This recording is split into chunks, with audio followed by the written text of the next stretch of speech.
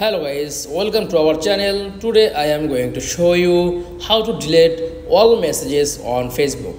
Okay, so let's get started. Then first of all, click on Facebook app. Okay, click on Messenger.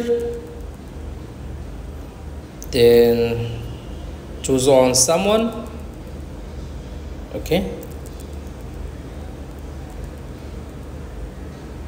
choose on someone, then all conversation. Okay, then back, press on this person, tap on delete. Okay, permanently delete this chat. Okay, then delete. Okay, then search this person.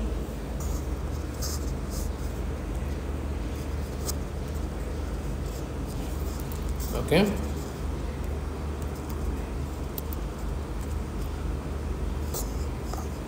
Adnan Habib, then all conversation delete. That's all. Thanks for watching. Please like, comments and subscribe.